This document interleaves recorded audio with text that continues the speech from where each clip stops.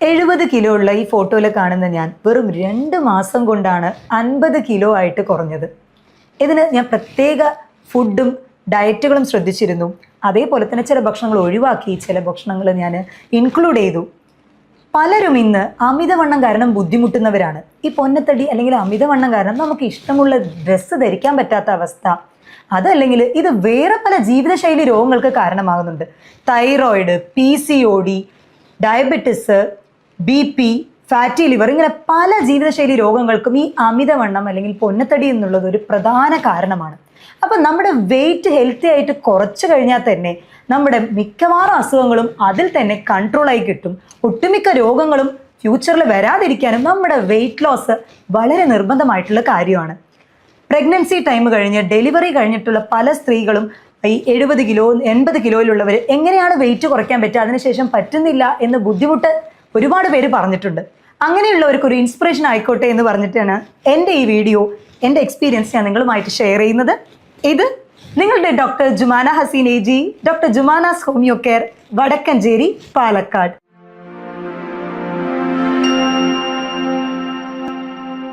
അമിതവണ്ണം, ഒബിസിറ്റി ഇന്നത്തെ ഒരു ജീവിതശൈലിയിൽ വന്ന മാറ്റങ്ങൾ കാരണം ഒട്ടുമിക്ക ആളുകളും സെഡൻഡറി ലൈഫാണ്, നമ്മൾ ഇരുന്നുകൊണ്ട് തന്നെ ജോബ് ചെയ്യുന്നവരാണ്. എന്നാൽ പരമാവധി ഈ ഒരു ആളുകൾക്ക് എക്സസൈസ് ചെയ്ത് വെയിറ്റ് കുറയ്ക്കാനായിട്ട് ബുദ്ധിമുട്ടായിരിക്കും. എന്നാൽ എൻ്റെ ഒരു കാര്യം പറയുകയാണെങ്കിൽ, ഞാൻ എക്സസൈസ് അത്ര അധികം ചെയ്തിട്ടില്ല, വളരെ മിതമായിട്ടുള്ള രീതിയിലാണ് ചെയ്തിട്ടുണ്ടായിരുന്നത്. ആഫ്റ്റർ ഡെലിവറി ആയതുകൊണ്ട് തന്നെ ഒരുപാട് ഭാരിച്ച എക്സസൈസുകളൊന്നും ചെയ്യാൻ പറ്റിയില്ല. എന്നാൽ ഭക്ഷണത്തിൽ ചില കാര്യങ്ങൾ ഞാൻ ഇൻക്ലൂഡ് ചെയ്തു, അതേപോലെ ഭക്ഷണത്തിൽ ചില കാര്യങ്ങൾ ഒഴിവാക്കി വെള്ളം ധാരാളം കുടിക്കാനായിട്ട് ശ്രദ്ധിച്ചു. ഈ പൊന്നത്തടി അതേപോലെ ഒബിസിറ്റി എന്ന് പറയുന്നത് നമുക്കൊരു കോംപ്ലക്സ് ഉണ്ടാക്കുന്ന കാര്യം കൂടിയാണ്. കാരണം ആഫ്റ്റർ ഡെലിവറി പല സ്ത്രീകൾക്കും നമുക്ക് കണ്ണാടിയിൽ കണ്ടു കഴിയുമ്പോൾ തന്നെ നമുക്ക് നമ്മളെ തന്നെ ഒരു കോൺഫിഡൻസ് ഇല്ലാത്ത പോലെ, പഴയ ഡ്രസ്സുകളൊന്നും ഇടാൻ പറ്റുന്നില്ലല്ലോ, ഏജ്ഡ് ആയോ എന്നുള്ളൊരു കോൺഫിഡൻസ് ലോസ് ഒക്കെ എനിക്കുണ്ടായിരുന്നു. അപ്പോൾ അങ്ങനെ ഒരു ഇതിൽ ഞാൻ എൻ്റെ ബേബിക്ക് ഒരു 1.5 years ആയപ്പോൾ, കാരണം ഈ ആഫ്റ്റർ ഡെലിവറി ഞാൻ പറയാൻ കാര്യം, പലരും ഫീഡിങ്ങിൻ്റെ ടൈമിൽ വെയിറ്റ് ലോസ് ചെയ്യാനായിട്ട് നോക്കും. അത് അങ്ങനെ ചെയ്യരുത്, കാരണം അത് ബേബിയുടെ ആ ഒരു ഫീഡിങ്ങിനൊക്കെ തന്നെ എഫക്റ്റ് ചെയ്യും. അപ്പോൾ കുട്ടിക്ക് ആ നേരത്തുള്ള ഇമ്മ്യൂണിറ്റി എന്നുള്ളത് വളരെ ഇമ്പോർട്ടൻ്റ് ആണ്. അപ്പോൾ നിങ്ങൾക്ക് ആ ഒരു മുലപ്പാൽ കൊടുക്കുന്ന ടൈമിൽ ഒരിക്കലും നിങ്ങളത് ചെയ്യരുത്. ആഫ്റ്റർ ദാറ്റ് നമ്മൾ ഫീഡിങ് ഒക്കെ നിർത്തി കഴിയുമ്പോൾ, എന്നിട്ടും ചിലർക്ക് എന്താ പറയുക, ഭക്ഷണം കഴിച്ച ശീലം കൊണ്ടായിരിക്കണം വെയിറ്റ് ലോസ് അത്ര പെട്ടെന്ന് ആവില്ല. പിന്നെ നമ്മളത് ഫ്രീക്വൻ്റ് ആയിട്ട് ഭക്ഷണം കൂടുതൽ കഴിക്കാൻ തന്നെ തുടങ്ങും. അത് അമിതമായിട്ട് നമ്മുടെ ശരീരത്തിൽ കൊഴുപ്പ് അടിഞ്ഞുകൂടി അത് കഴിഞ്ഞിട്ടാണ് പലർക്കും PCOD, തൈറോയിഡിൻ്റെ പ്രശ്നങ്ങൾ, ചിലർക്ക് ഷുഗർ, ഇനി 30കളിലും 40കളിലും ചില സ്ത്രീകളിലും അതേപോലെ പുരുഷന്മാരിലും BP-യും കട്ടുവരുന്നതിന് പ്രധാന കാരണം ഈ അമിതവണ്ണം തന്നെയാണ്. അപ്പം അത് കുറയ്ക്കാനായിട്ട് നമ്മൾ ചെയ്യേണ്ട ചില കാര്യങ്ങളുണ്ട്. നമ്മൾ ഭക്ഷണം കഴിക്കുന്ന ടൈം നമ്മൾ ഭക്ഷണത്തിൻ്റെ ക്വാണ്ടിറ്റി, ചിലർക്ക് കുറച്ച് ഭക്ഷണം കഴിച്ചാലും ദേഹത്തിൽ പെട്ടെന്ന് പിടിക്കുന്ന പ്രകൃതമായിരിക്കും. അതായത് അവരുടെ മെറ്റബോളിക് റേറ്റ് വളരെയധികം കുറവായിരിക്കും. എന്നാൽ മെറ്റബോളിക് റേറ്റ് കൂടുതലുള്ളവരാണെങ്കിൽ എത്ര കഴിച്ചാലും അവർക്ക് ദേഹത്തിൽ ഒട്ടിപ്പിടിക്കുകയില്ല. നമ്മൾ തന്നെ ചിലരെ നോക്കാറുണ്ട്, എത്ര കഴിച്ചാലും അവർ മെലിഞ്ഞുകൊണ്ട് തന്നെ ഇരിക്കും, അവരുടെ ദേഹത്ത് അത് കാണില്ല. എന്നാൽ പച്ചവെള്ളം കുടിച്ചാൽ പോലും തടിക്കുന്ന പ്രകൃതമുള്ളവരുണ്ട്. അപ്പോൾ നിങ്ങൾ ശ്രദ്ധിക്കേണ്ടത്, നിങ്ങൾ കഴിക്കുന്ന ഭക്ഷണങ്ങൾ കാലറി കണ്ടന്റ് വളരെയധികം ബാലൻസ്ഡ് ആയിട്ട് കഴിക്കാനായിട്ട് ശ്രദ്ധിക്കുക. ഈ അരിഭക്ഷണം എന്ന് പറയുന്നത് നമ്മുടെ കേരളീയരുടെ വളരെ പ്രിയപ്പെട്ട ഒന്നാണ്. എന്തായാലും 3 നേരത്തിൽ അരിഭക്ഷണം ഉണ്ടാവും. രാവിലെ ആണെങ്കിൽ ഇഡ്ഡലി, ദോശ, അല്ലെങ്കിൽ പുട്ട്, കടലക്കറി, അപ്പം, മുട്ടക്കറി. ഇനി ഉച്ചയ്ക്കാണെങ്കിൽ ചോറ്, അതും നല്ല മട്ടേരി ചോറായിരിക്കും. രാത്രിയാണെങ്കിൽ എഗെയിൻ ഒന്നെങ്കിൽ കഞ്ഞി അല്ലെങ്കിൽ ചോറ്. അപ്പം 3 നേരം അരിഭക്ഷണം കഴിച്ചു കഴിഞ്ഞാൽ നമ്മൾ ഈ കൊഴുപ്പ്, നോൺ വെജ് ഇതൊക്കെ കഴിക്കുന്നതിനേക്കാൾ അപകടകാരിയാണ് ഈ ഒരു അരിഭക്ഷണം കഴിക്കുന്നത് എന്ന് പറയുന്നത്. അപ്പം അത് ഞാൻ ഒരു നേരത്തേക്ക് മാത്രമാക്കിയിട്ട് വെട്ടിച്ചുരുക്കി. ഈ ഒരു നേരം എന്ന് പറയുന്നത് ഉച്ചയ്ക്ക് എന്നും കഴിച്ച് ശീലിച്ചത് കൊണ്ട് ഉച്ചയ്ക്ക് ഒരു നേരം മാത്രം ഞാൻ അരിഭക്ഷണം കഴിക്കാനായിട്ട് ശ്രദ്ധിച്ചു. അതും അതിൻ്റെ കണ്ടന്റ് മാക്സിമം കുറച്ചു. അതായത് ഒരു ചെറിയ കപ്പ് 250 ഗ്രാം ആ ഒരു ലെവലിൽ ചെറിയൊരു കപ്പ് മാത്രമാണ്, ഒരു ചെറിയ ബൗൾ റൈസ് മാത്രമാണ് എടുക്കാറുണ്ടായിരുന്നത്. പക്ഷേ അതിൻ്റെ കൂടെ ഈ മീൻ, മുട്ട, അതേപോലെ ഇപ്പോൾ ബീഫോ മട്ടൻ അതൊക്കെ ഞാൻ അത്യാവശ്യം എടുക്കുമായിരുന്നു. പിന്നെ ഇത് ബാലൻസ് ചെയ്യാനായിട്ട് നമുക്ക് കോൺസ്റ്റിപ്പേഷൻ ഒഴിവാക്കണമല്ലോ. എസ്പെഷ്യലി പ്രഗ്നൻസി ഡെലിവറി കഴിഞ്ഞ ടൈം ആയതുകൊണ്ട് കോൺസ്റ്റിപ്പേഷൻ ഒഴിവാക്കാൻ വേണ്ടിയിട്ട് ഫൈബർ എന്തായാലും അതിൽ ഇൻക്ലൂഡ് ചെയ്യുമായിരുന്നു. അപ്പോൾ നമ്മൾ നാരടങ്ങിയിട്ടുള്ള ഫ്രൂട്ട്സുകൾ, പഴങ്ങൾ, അല്ലെങ്കിൽ ചീര, പൈനാപ്പിൾ ഇതൊക്കെ റെഗുലറായിട്ട് ഇൻക്ലൂഡ് ചെയ്യുമായിരുന്നു. ഭക്ഷണത്തിൽ omega-3 ഫാറ്റി ആസിഡ് അധികം അടങ്ങിയിട്ടുള്ള മീനുകൾ, ചെറുമത്സ്യങ്ങൾ അധികമായിട്ട് ഉൾപ്പെടുത്തിയിട്ടുണ്ടായിരുന്നു. ഭക്ഷണം കഴിക്കുന്നതിന് മുന്നേ ഞാൻ എൻ്റെ ഒരു പ്രകൃതം എന്ന് പറയുന്നത്, ആഫ്റ്റർ ഡെലിവറി ഒരുപാട് ഭക്ഷണം കഴിക്കുന്ന ഒരു കൂട്ടത്തിലായിരുന്നു. ഞാൻ അത്യാവശ്യം നല്ലോണം കാലറി ഇൻടേക്ക് ചെയ്തിരുന്ന ആളായിരുന്നു.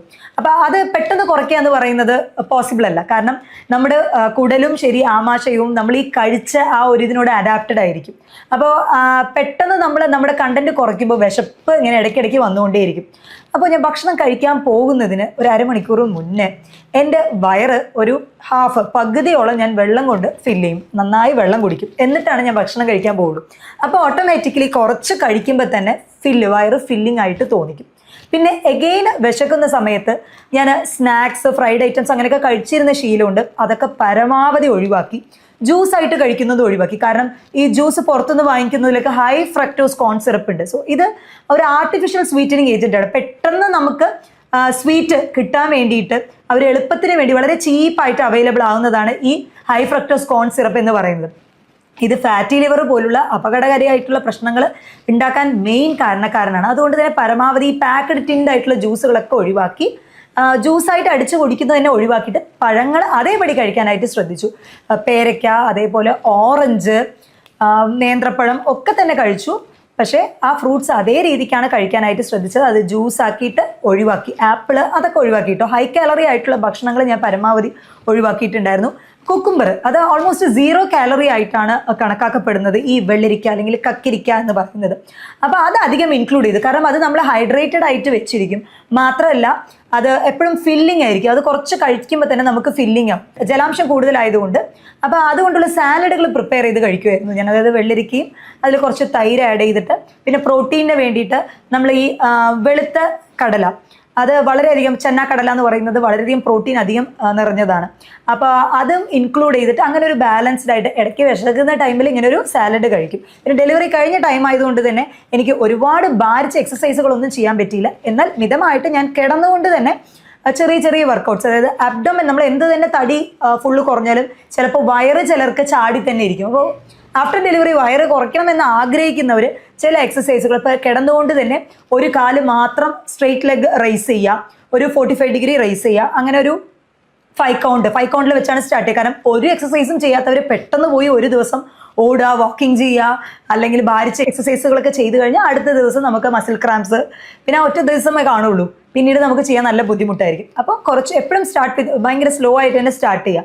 അപ്പോൾ ഒരു 5 കൗണ്ട് ആയിട്ടാണ് ഞാൻ സ്റ്റാർട്ട് ചെയ്തത്. ഒരു 2-3 പ്രാവശ്യം, രാവിലെ ഒരു പ്രാവശ്യം, വൈകിട്ട് ഒരു പ്രാവശ്യം, അങ്ങനെയാണ് ചെയ്യാൻ തുടങ്ങിയത്. പിന്നെ അത് ഒരു ദിവസം 4-5 തവണയൊക്കെ ചെയ്യാൻ തുടങ്ങി.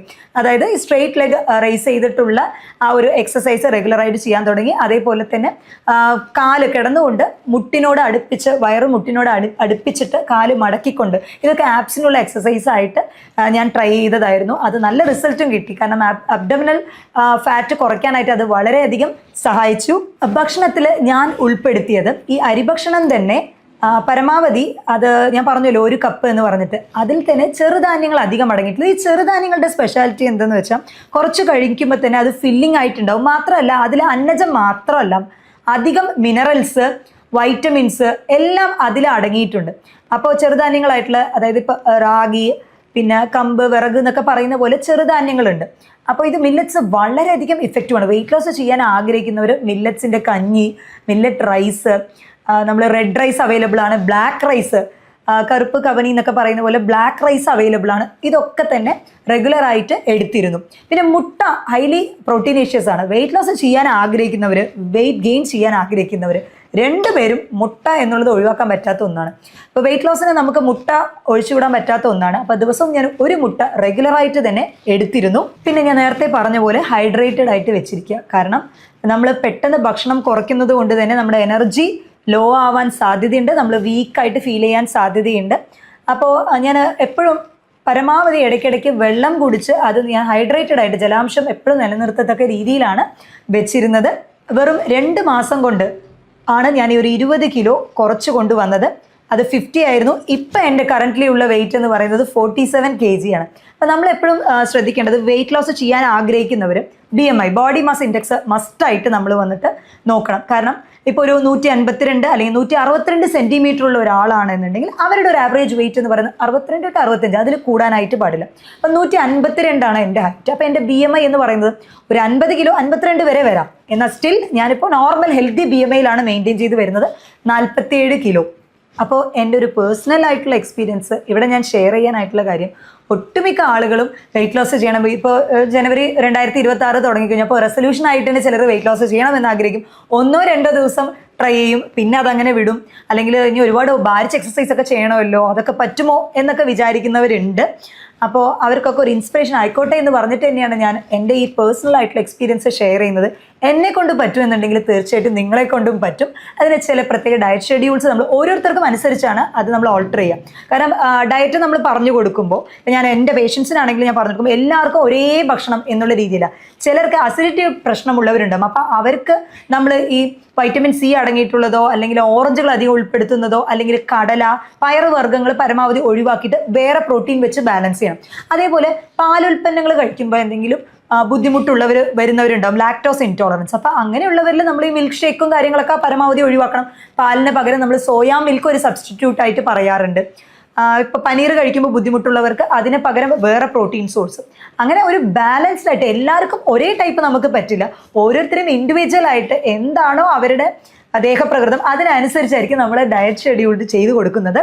അപ്പോൾ എന്നെ പോലെ നിങ്ങൾക്കും നല്ല ഹെൽത്തി ആയിട്ട് വെയിറ്റ് ലോസ് ചെയ്യണമെന്ന് ആഗ്രഹമുണ്ട് എന്നുണ്ടെങ്കിൽ താഴെ തന്നിട്ടുള്ള ഈ വാട്സപ്പ് നമ്പറിൽ കോൺടാക്ട് ചെയ്യാം. മറ്റൊരു ഹെൽത്ത് ടോപ്പിക്കുമായിട്ട് വീണ്ടും കാണാം. ഇത് നിങ്ങളുടെ doctor Jumana Haseen AG, doctor Jumana's homeo care, Vadakkanchery, Palakkad.